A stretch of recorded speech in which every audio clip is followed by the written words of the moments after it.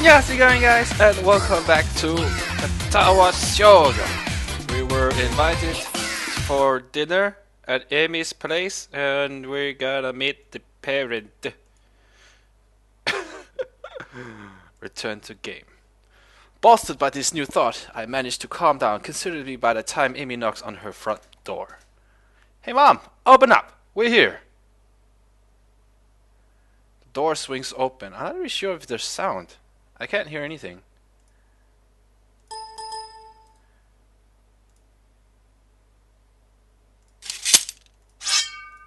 Okay, there is sound. I can't really hear anything. The door swings open and Miss Ibarasaki stands grinning at her daughter, the grin still surprisingly similar to Emmy's. I'm never going to get used to that. You know, people normally wait a few minutes before they start shouting at the door. Most mothers say hello to their daughters instead of scolding right away. Ah, of course. Welcome home, dear. I missed you. Okay, here we go. Sound. I thought there was something wrong with the game. An affectionate hug later, we're inside, and it's only then that Amy's mom seems to remember that I'm actually here. Oh, hello to you too, Hisao. How are you? I'm quite well, thank you. Nice to not have school to worry about for a little bit. Ah, yes. You finished up your exams, haven't you? That must be quite a relief for you both. It's certainly a weight off my mind, that's for sure. Mine too. I think I slept well for the first time in weeks last night from relief alone. If this news is a surprise to Amy's mother, she doesn't show it. Still, her response betrays a note of interest. Is that so? I'm very glad to hear that, Amy. You know, I get worried when you get all wound up about, well, exams. Certainly, Amy's mother knows something I don't, or rather, she doesn't know that Amy's told me about the nightmares. It's interesting being able to observe how Miss Ibarasaki covers for Amy, that protective instincts to make sure that I don't know any more than Amy's willing to tell me. I suppose Amy's got more in common with quarks than I ever realized. Moves around fast, impossible to understand through direct observation, yet she has an effect on everyone she encounters. I wonder if Miss Ibarasaki will figure out that I know about the nightmares, or is she just keeping everything secret from everybody? Yeah, it's not been as bad this year as in the past. He's all helped me to stay focused. Okay, I know that's not true. She even cut off contact outside of school hours during the exam week.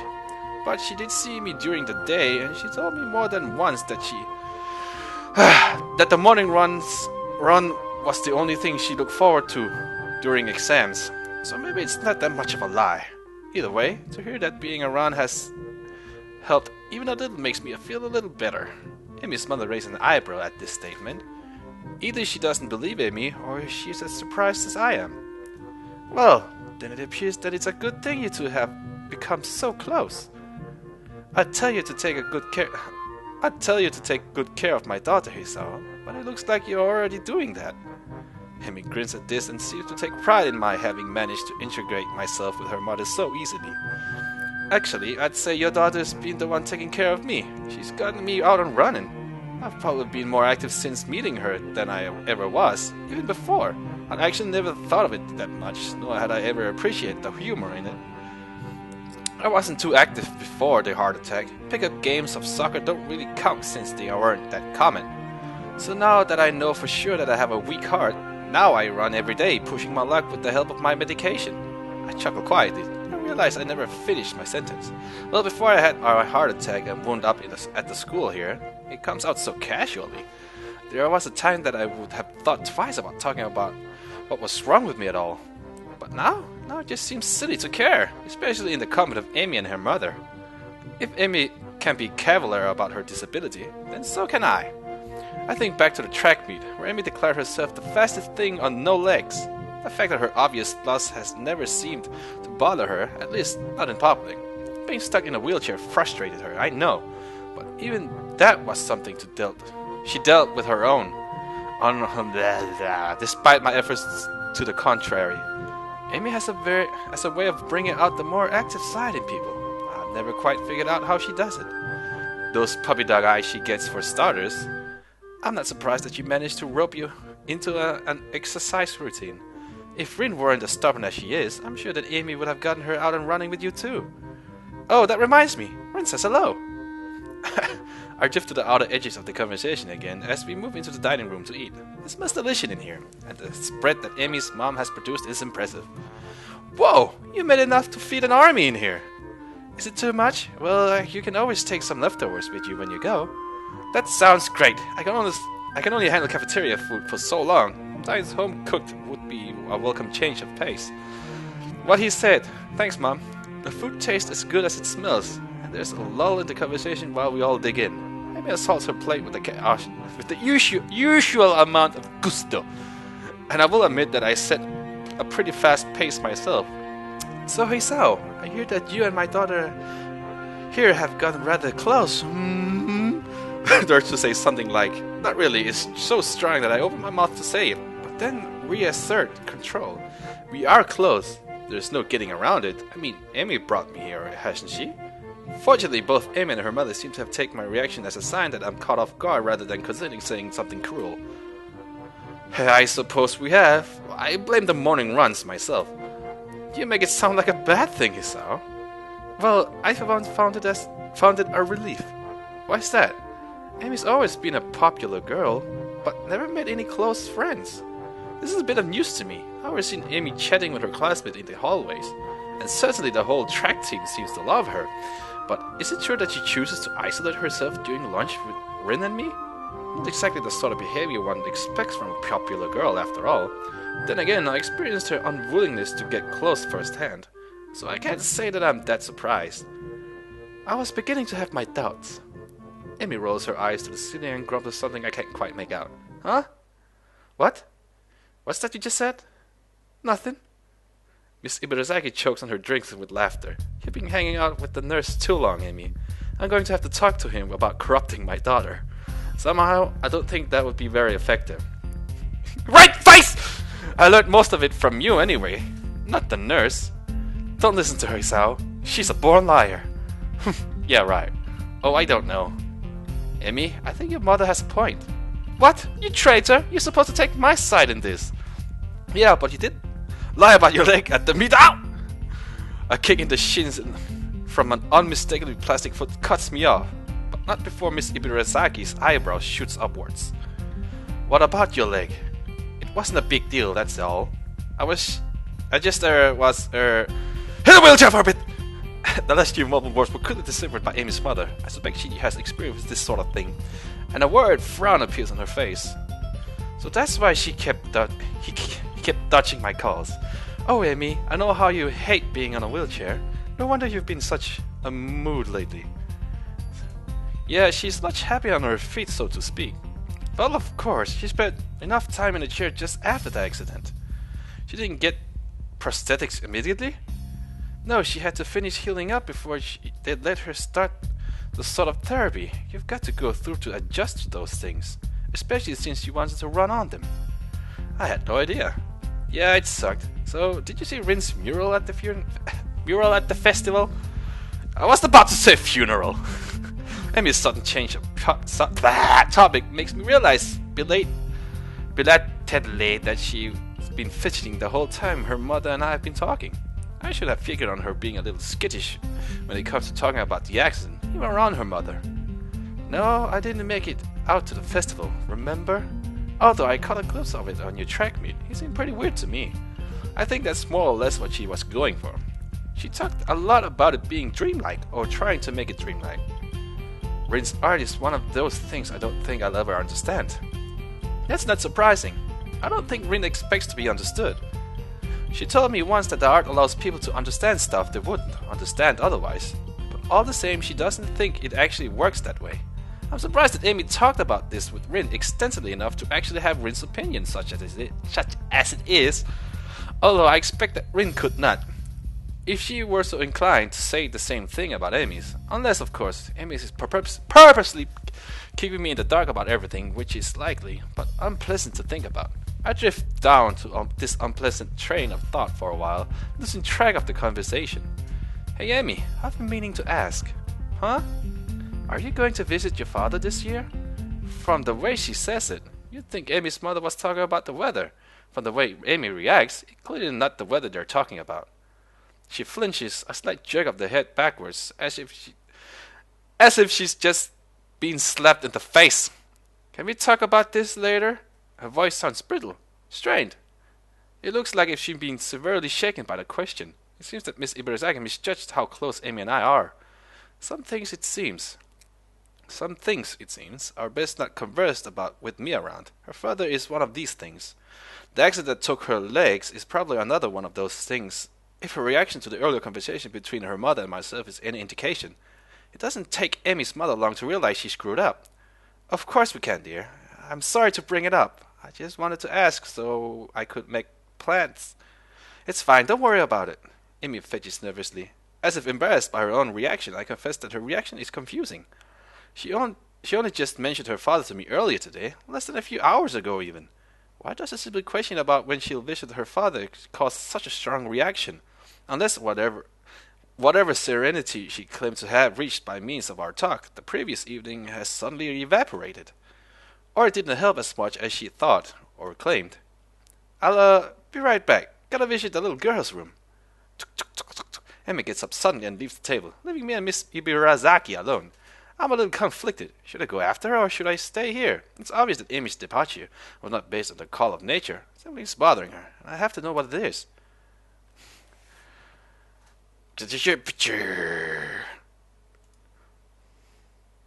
Create new save. Bing! Because of you guys have been telling me to talk to the mother, I guess I'll do that. There's an awkward silence at the table for a while after Amy dashes off. I can't think of anything to say. Amy's mother sighs, breaking the silence. Sorry about that, Lisa. I sometimes forget that Amy's touchy about certain subjects. And I was talking about the wheelchair thing too. Should I go after her? Heavens, no! She didn't leave the table to continue the conversation, you know. But if she's troubled, shouldn't someone help her? If it were anyone else, I'd say yes, but my daughter is stubborn as a mule. And if she wants to be alone, it's best to let her be alone. Otherwise, she'll probably say something she'd regret, which would cause you to say something you'd regret. And I would prefer that dinner doesn't end with one of the both of you storming out of the house. If that were to happen, I'd be a terrible hostess, wouldn't I? I've already acted as a fool once today. That's okay. I shouldn't have brought up the wheelchair, apparently. Miss Ibarasaki frowns, clearly both bothered by Amy's omission than she'd let on. I wish she wouldn't do that. It just makes me worry more, you know. She does this often? What? Running off to the bathroom? No.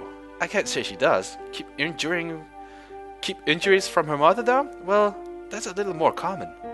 Every time I catch her lying like that, she assures me that the only reason she didn't tell me is because it wasn't a big deal.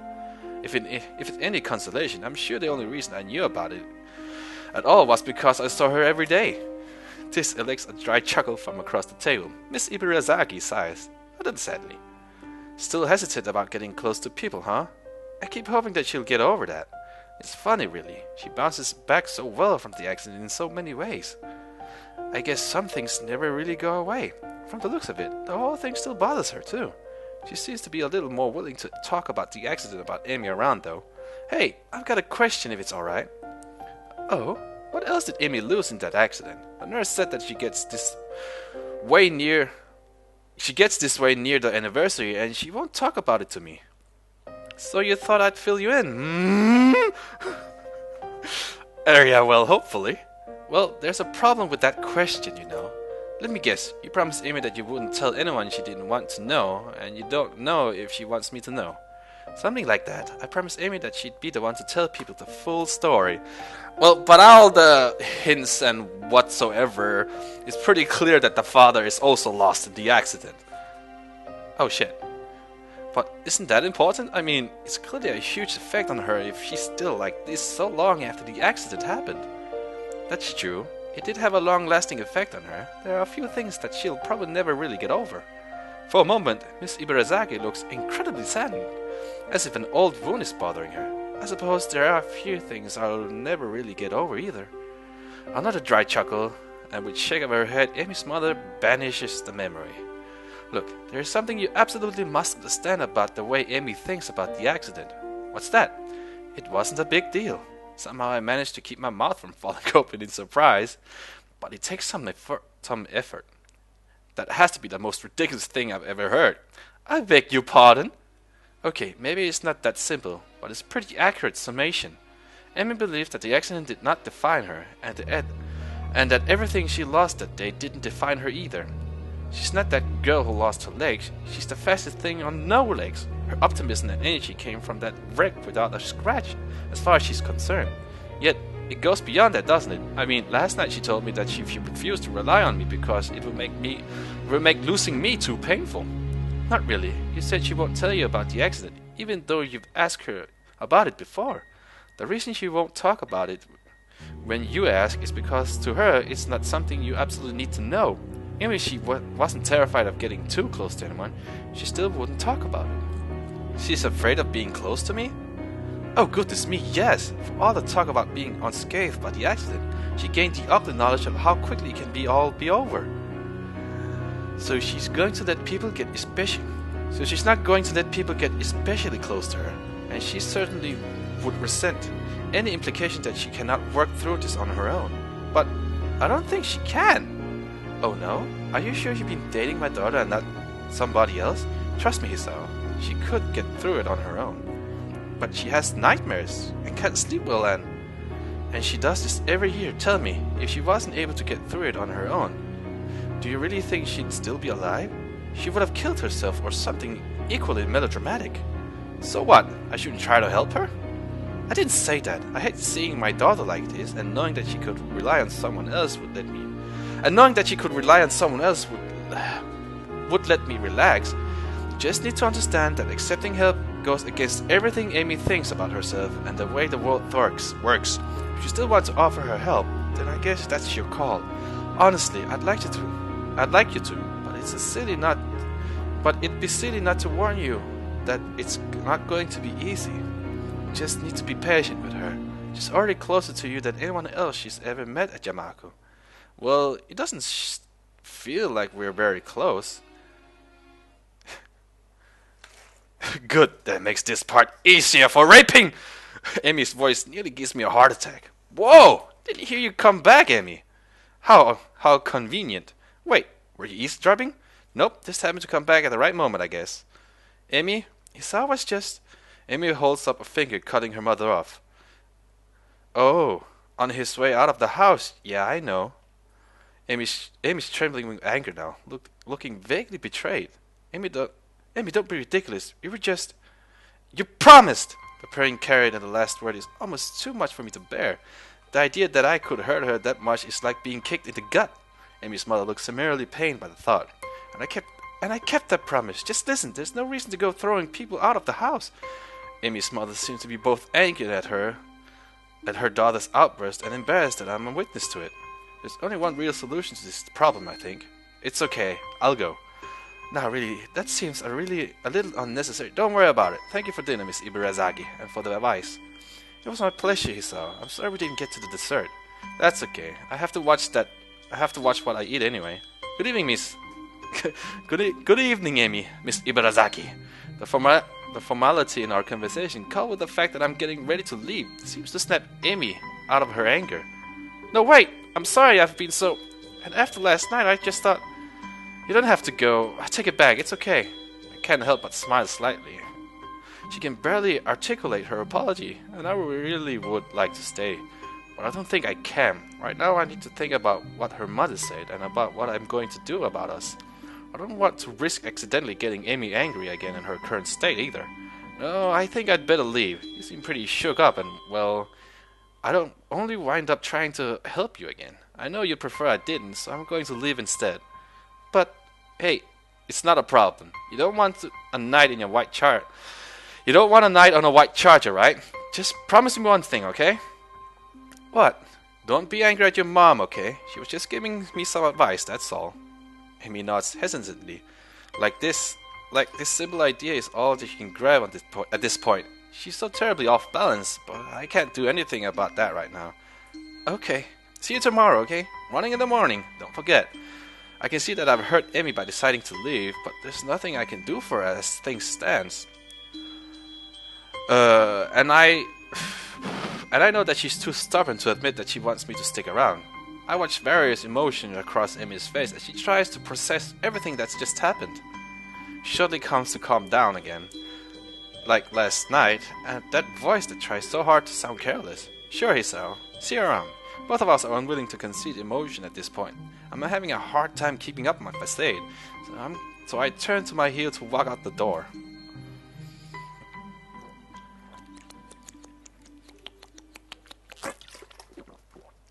I shut it behind me slowly, pausing for a moment as the latch catches. My hand on the doorknob. Did I make the right decision just now? Should I have stayed and tried to work things out? No, I decide. Not in front of her mother like that. In spite of everything, I'd rather keep Emmy's mother insulated from the sort of anger that surfaced last night. Even though she's probably used to it, some protective instincts wants me to keep Amy's image as a cheerful girl intact. With a start, I realize my hand is still resting on the knob. I take my hand away, put it in my pocket, and head down the slowly darkening street. I let out a long breath. The wait until tomorrow morning isn't coming. Blah blah blah blah. In any case, I have to think on what to say to Emmy. I must apologize. I must get through to her somehow. On that account, something has been on my mind for most of the way back to my room. The letter of apology from Iwanako. I was so concerned about my new life when I received it that I didn't even bother to really read it. Now that I find myself in a similar position, my curiosity got rekindled. What did she want me to let me know so badly? If nothing else, reading her thoughts might help me frame mine. I remember tossing it away. Damn, where did I throw that thing? I check under the desk, that turns up nothing, so look for harder to reach, more unlikely locations. Well, now that I know where that lost sock went, at least, still no letter though. It's when I try sweeping my arm under my nightstand that I feel something cringly jammed between it and the wall, grunting a little with the effort. I reach for my prize and soon manage to bring it into the light. Bingo! I sit at my desk and spread the crumpled paper open. A flick turns on the table light. Skipping past the empty pleasantries, I look for the point where I stop reading. Ah, here it is. There are other things I want to say. I'm writing to you because I felt there are things that I should have said after the incident back in winter. I really regret that I wasn't able to say them in person, and I have no excuse for it. The truth is, the times when I visited you at the hospital made me worried about you. I am not talking about your health. You seem to become more distant and disheartened. It was natural after something like that happened, I'm sure. But somehow I got the feeling that you have given up on something back then. Happiness, maybe. Giving up on happiness. This sounds unpleasantly familiar. I wanted to somehow express my feelings, but the right words didn't come to me. I couldn't say anything to comfort you. I am really sorry for not being able to support you when it mattered the most. Even though I like you so much, at least now, finally I can be more honest. If I could go back to those quiet days in February and March, I'd tell you not to give up on yourself. That's what I would say. Maybe you wouldn't have drifted so far away. If I have just said something, I hope you manage to get back on your feet on your own. Now that the distance between us is so physical, it also feels more vital somehow. I wonder if we will meet again. Perhaps it's for the best if we don't. Still, if you would like to correspond with me, by all means write me back. I'd very much like to hear about your new school and how you're doing. I wish you all the best. Sincerely, Wanako. After finishing reading the letter, I smoothed it out carefully and set it aside on my desk. Thank you, Iwanako. I wanted to answer yes to your question on that snowy winter day, but I never got to. By the time we met again, it was too late, or so I thought. What would happen if I had behaved differently back in this smelly, sterile hospital room? I'm sorry, there's no point in wondering now, but there's no point in trying to forget either. I am who I am because of all that happened to me and all I look forward to experience, present, future, and past. And the past may have taught me an important lesson now.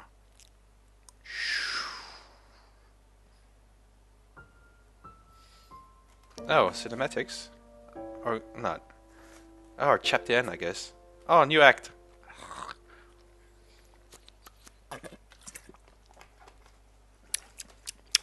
I guess that's a good time to end this episode. Or part. Beep beep beep beep. The sound of my alarm is an unwelcome intrusion on a sleep that's been a battle to obtain. I've been truly asleep for more than an hour or two. Too much on my mind. Did I make the right choice? Leaving the house already?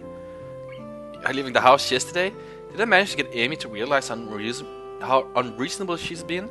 Am I ever going to manage to get her to stop being unreasonable? Amy's mom gave me a new perspective the other day, but I'm still not sure that it's the right perspective. She was hurt when I left yesterday too. I know that part of any conversation is going to have to include an apology about that. Right thing to do or not, I heard her. I heard down the track, eager to talk to Amy. I think I know what to say. Apologize for leaving first, and go ahead from there. And I'm gonna save a hair, Ronald Weasley. That's it for this part. I'm gonna leave you guys with a high five. Next part, we're gonna be the track, the running track, and what you gonna go.